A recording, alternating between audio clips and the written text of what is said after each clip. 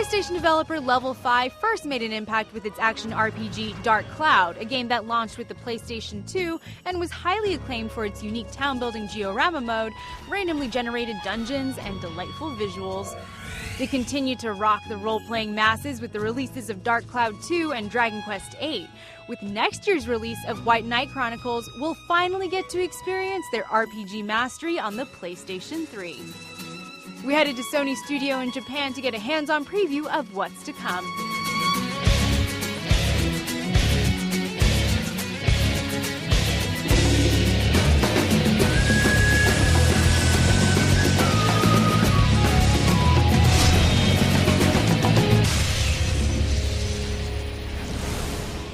White Knight Chronicles is a classic Save the Princess tale full of ethereal, otherworldly backdrops, impressive customization options, colorful characters, action-packed real-time battles, and some really big surprises.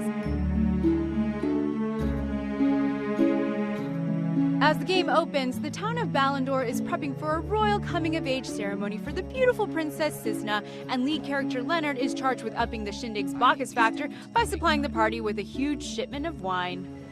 Not content to just be the evening's vino courier, Leonard lets curiosity get the better of him and sneaks into the party unnoticed. Little does he know, though, that an evil band of raiders, the Magi, are about to attack the castle with an army of dark knights and one ginormous roaring beast.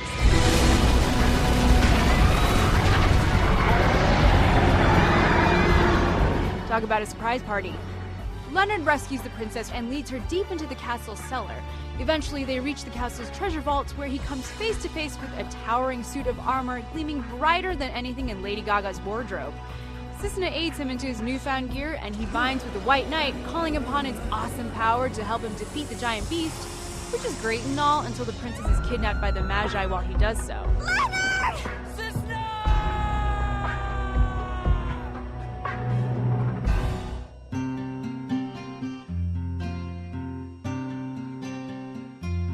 White Knight Chronicles takes place in a colorfully vibrant and almost fairy tale-like world. From its fantastical, architecturally impressive cities and towns to its lush, hilly, grassy plains and golden hot deserts, it's a veritable fantasy feast for the eyes.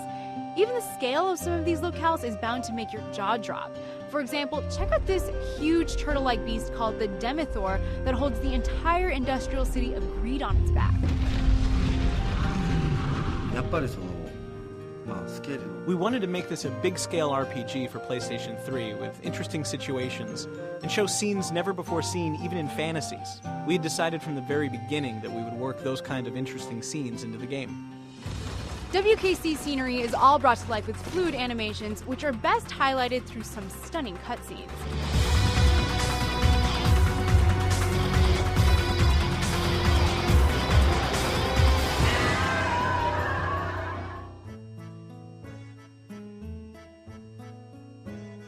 A world map helps guide you to the various locations and dungeons while keeping your quests nicely organized. Replenish your cache in the cities and towns that are full of people and shops for buying, selling, upgrading, and even binding equipment to create unique weapons, armor, and other useful items.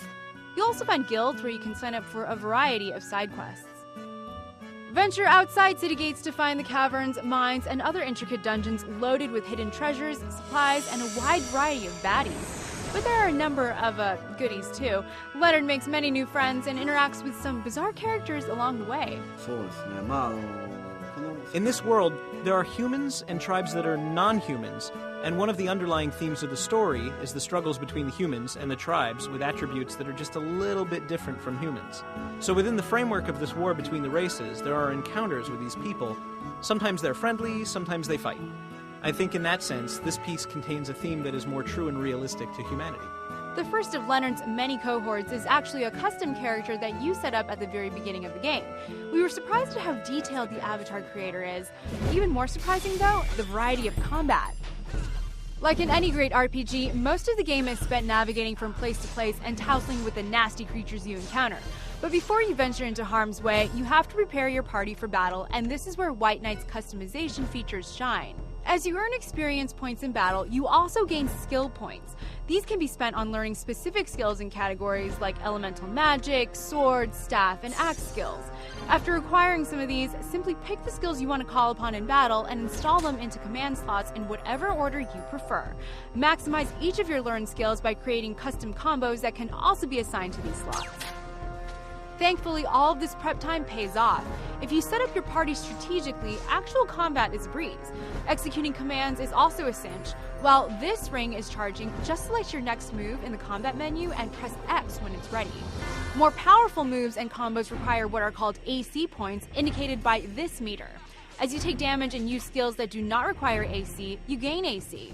Build up enough points and you can pull off powerful moves and combos for fast takedowns. At any time during combat, you can switch between any of your active party members, change strategies, use items, or even change equipment.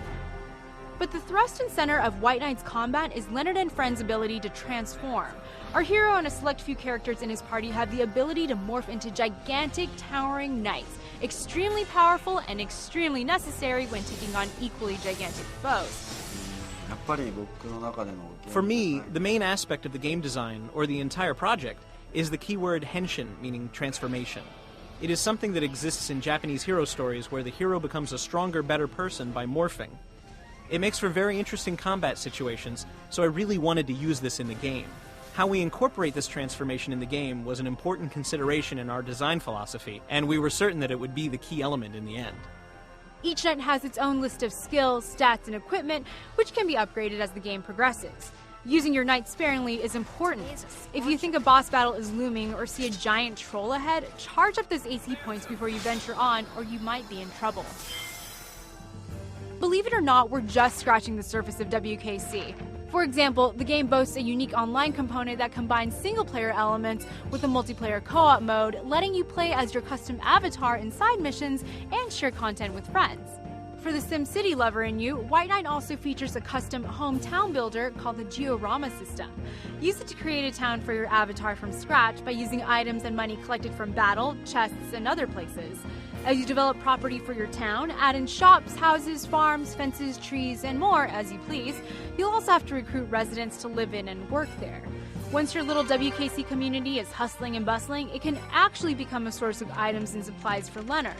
And by using GeoNet, you can even upload and share your towns with online adventurers to help them get started. Ultimately, we find White Knight Chronicles to be a slick JRPG with a charming story. It looks great, is easy to play, and innovates in areas of customization and online features. Considering how few RPGs are out there for PlayStation 3 right now, adding this White Knight in shining armor is a must-have addition to your role-playing roster.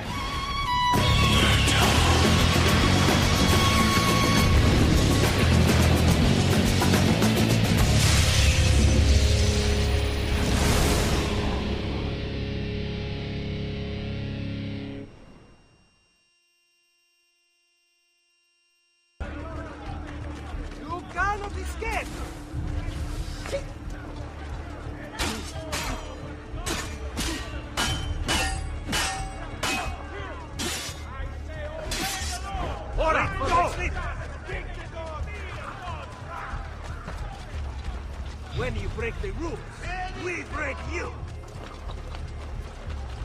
Just try it strong. You won't get far. Try it again. Keep at 'em.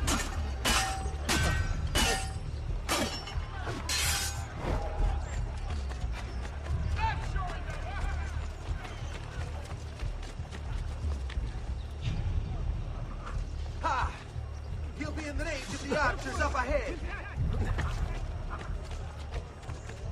You have to go careful. He might be hiding all back.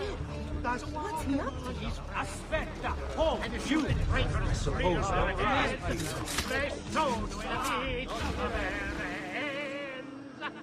he's not here. Gone. Capo will not be happy. Same here, nothing.